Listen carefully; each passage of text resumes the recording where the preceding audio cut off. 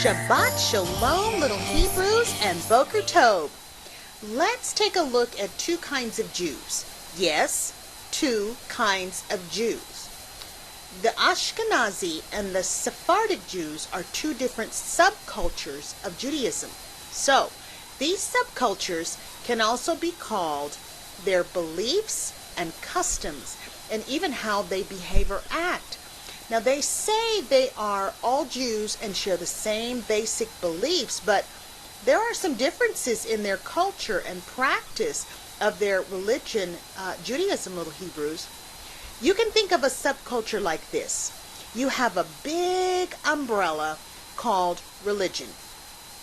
Underneath, you have Catholic, Baptist, Protestant, Jehovah's Witnesses, Seventh-day Adventist, and non-denominational, just to name a few. Now, they are all a religion, but they are all different in what they believe. You can also think of a subculture like this, dogs, okay? There are basset hounds, collies, German shepherds, pit bulls, Afghans, Doberman pinschers. They are all dogs, but they are all a different breed. They are subcultures. So you have a nation of people that call themselves Jews, and then they divide themselves into different kinds of Jews because of what they believe or what they do not believe, little Hebrews. Now, the Jews say that it is not clear when this split began, but it has been around for more than 1,000 years. Around the year 1000 CE, a man named Rabbi Gershom ben Judah issued an edict or a law. So an edict is a law, little Hebrews. And the law was against polygamy. Now, polygamy is the custom of having more than one wife, okay? A man having married more than one woman. Well, one group of Jews, the Ashkenazim, said, okay, we accept this law and we're going to obey this law.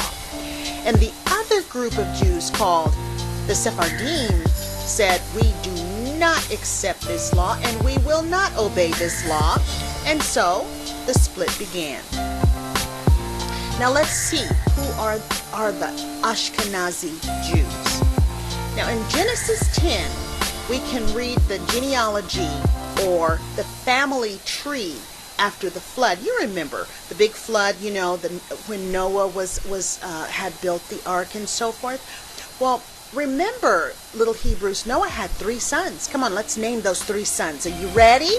The 3 sons of Noah were Shem, Ham, and Japheth. Now, in verses 2 and 3 of chapter 10 of Genesis, it shows us the family tree that came from Japheth. So let's read this together. Now the sons of Japheth, Gomer and Magog and Madai and Yawin and Tubal and Meshach and Tyrus, and the sons of Gomer, Ashkenaz and Ripet and Togarmah. So now we can see that Ashkenaz was the son of Gomer, who was a son of Japheth. It's very plain and clear, little Hebrews, in the scriptures that Ashkenaz was not and never was a son of Shem. He was a son of Gomer, who was a son of Japheth. All right? Now, we also know from scripture that the sons of Japheth were coastline people. And what this means, coastline people, they lived close to the shores of the waters, little Hebrews, around the Black Sea. And in verse 5 of Genesis 10, it says that from these coastline peoples of the nations were separated into their lands, everyone according to his language, according to their clans, into their nations. Now, let's go into what the history books say about the Ashkenazi Jews. All right? History books say that the Ashkenazi Jews are the Jews of France, Germany, and Eastern Europe, and their descendants. Words like Ashkenazic, Ashkenazi, and Ashkenazim come from the Hebrew word Ashkenaz, which is used to mean Germany. You see, the Hebrew word for Germany is Ashkenaz. Most American Jews today are descendants from Jews who immigrated from Germany and Eastern Europe in the mid-1800s to the early 1900s, little Hebrews. Now, little Hebrews, this means to immigrate is that they moved here to America, okay? They came to America. They moved in. They were not stolen. They were not shackled. They were not beaten. They were not put into the bottom of slave ships and forced to come to America. They came to America because they moved here. So, let's see who the Sephardic Jews are.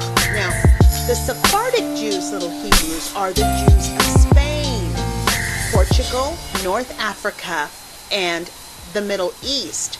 The word Sephardic, Sephardi, and Sephardim come from the Hebrew word Sepharad, which is talking about Spain. So Ashkenaz talks about Germany, and Sepharad talks about Spain. So the Hebrews actually had a name for these two groups of people, little Hebrews. Did you notice that they did not call them Hebrews?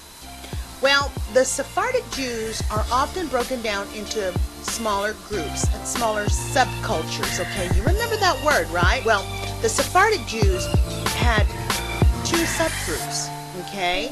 There are the Sephardim from Spain and Portugal, and the Marashi from Northern Africa and the Middle East. The word Marashi comes from the Hebrew word, which means Eastern. There really is not a lot of difference with the Sephardim and the Marashi. Now, North Africa and the Middle East were all ruled by Muslims, little Hebrews. The Muslims ran it all. They would sometimes let the Jews move freely around the land. It was during the time of the Muslims' rule that the Sephardic Judaism was developed, okay? So when the Jews were made to leave Spain in 1492, now many of them were taken into where the Marashi lived in Northern Africa and the Middle East. Now here's something you will want to remember also. It was 1492 that another event took place. Do you know what that is, little Hebrews? Yep. It was Columbus sailed the ocean blue. 1492, Columbus sailed the ocean blue. We'll have to get into a deeper look at Christopher Columbus at a later time. There are suggestions out there, little Hebrews, that old Chris Columbus was secretly a Jew and was part of those made to leave Spain by the order of King Ferdinand and Queen Isabella.